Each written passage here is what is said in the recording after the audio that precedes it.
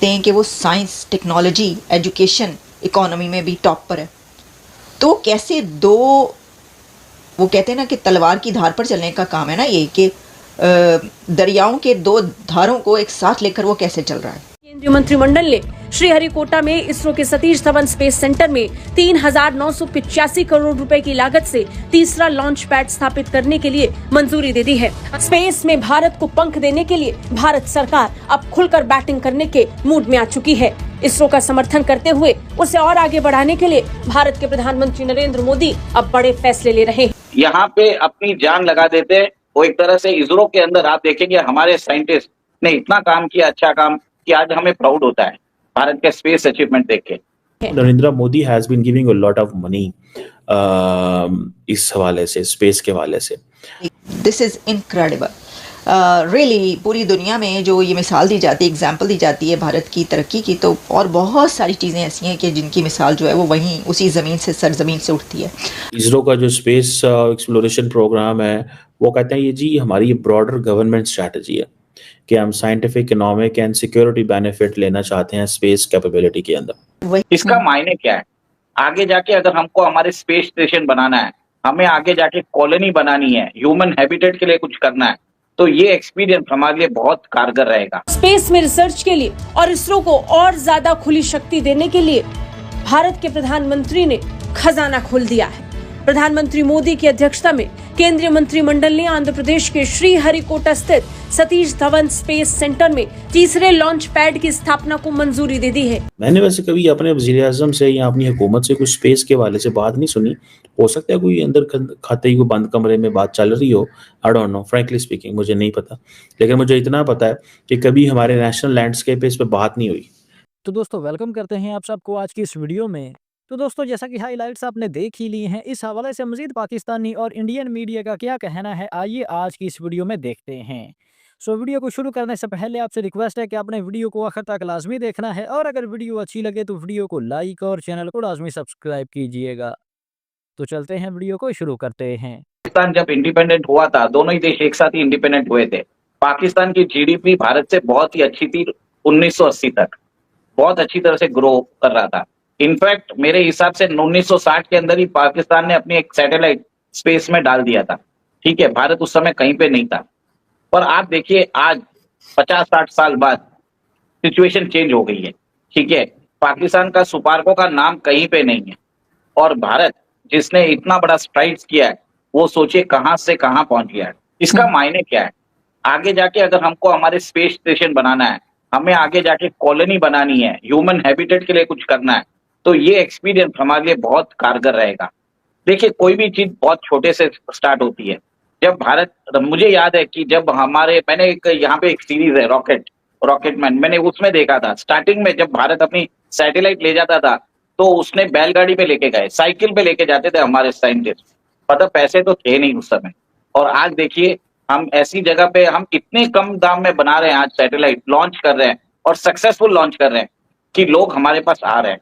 जो हमारा Mars mission था वो हमने 450 करोड़ रुपए में कंप्लीट कर दिया था। सबसे इकोनॉमिकल वर्जन है। नासा के साइंटिस्ट इतने सोचने में पड़ गए कि इतना सस्ते में भारत ने कैसे कर दिया। ठीक है, rear side of the moon हमने अपना ऑर्बिट भेजा है और अब हमारा प्लान है कि हम 2040 तक हमारा एक एस्ट्रोनॉट हम मून पे भेजेंगे। उससे पहले हम एक प्लान कर रहे हैं कि उधर हम एक स्पेस स्टेशन भी बनाए, फिर हमारा एक रॉबोट भी उधर जाए। तो एक सब टाइमलाइन के हिसाब से काम चल रहा है। ये वो चीजें हैं basically, Narendra Modi has been giving a lot of money इस हवाले से, स्पेस के हवाले से। और सुनने में आया है कि नरेंद्र मोदी जो है वो भी इसरो ऑफिस जाते हैं और ये जब ये टेस्ट किया है तो इसरो में वो जो बेंगलोर में उनका ऑफिस है वहाँ पे मौजूद है। सो इसमें आप समझ लें कि इंडिया के जो एम्बिशन है कि स्पेस मिशंस में, ठीक है जी, वो पूरे हो रहे हैं और इंडिया जो है वो फाइनली इस चीज़ में आ गया है। देखिए एक होती है पॉलिटिकल विल। इंडिया बेसिकली जो ग्रेट पावर स्टेटस है वो अचीव करना चाहता है और ग्रेट पावर स्टेटस को वो अचीव करने के लिए वो समझते हैं कि अगर आपको पैसे देने पड़े, मोमेंटम बिल्ड करने पड़ते हैं ना, ठीक है जी, और ये उन्होंने किए है। ये उन्होंने किया है। और ये दोनों के दोनों जो रॉकेट थे ये बेसिकली तकरीबन 225 केजी का था।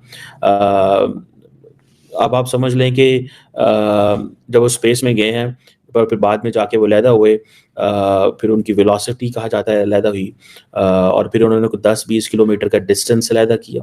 आप इमेजिन करें ना, ये एक बहुत बड़ी साइंटिफिक वो जैसे कि ना साइंटिफिक मार्वल है, ठीक है जी। और ये जैसे मैंने बताया कि ये जो उन्होंने डॉकिंग की बात की थी, ये 7 जनवरी को ये शेड्यूल थी, लेकिन फिर उन्होंने 2 दिन बाद डिले की। फिर जो टेस्ट सिमुलेशंस वगैरह होते हैं वो आपको पता चलती रहती हैं। ये जो आप समझ लें कि इंडिया अब उस ट्रैक पे चल पड़ा हुआ। इंडिया उस आपको याद है when we had a conversation on this last time, जब इंडिया की जो लूनर लैंडिंग थी चंद्रयान 3 की अगस्त 2023 में, नरेंद्र मोदी जो थे उस वक्त साउथ अफ्रीका में थे।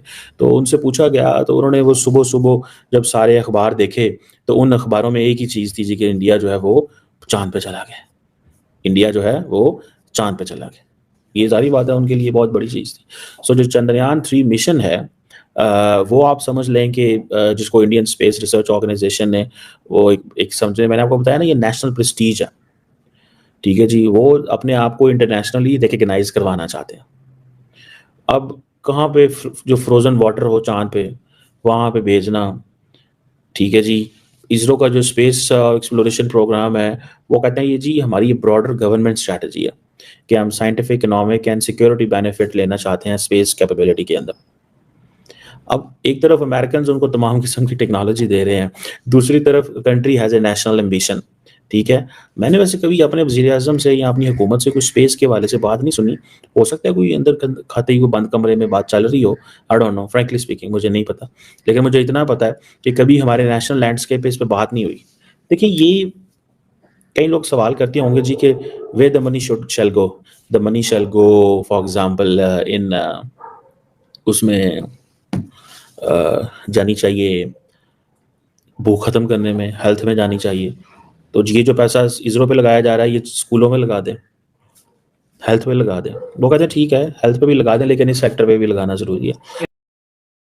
तो दोस्तों जैसा कि आपने आज की इस वीडियो क्लिप में देखा है, तो दोस्तों जैसा कि आपको पता होगा कि इंडियन जो स्पेस एजेंसी है इसरो जो है, वो आए रोज़ आए दिन कोई ना कोई अपना जो मिशन है वो सक्सेसफुली कंप्लीट कर रहा है। तो इसरो की स्पेस सेक्टर में इस बड़ी सक्सेस को, इस बड़ी कामयाबी को देखते हुए जो इंडियन गवर्नमेंट है, इंडियन सरकार ने इसरो के जो फंड्स होते हैं उन उसके फंड्स को मज़ीद एनहांस कर दिया है।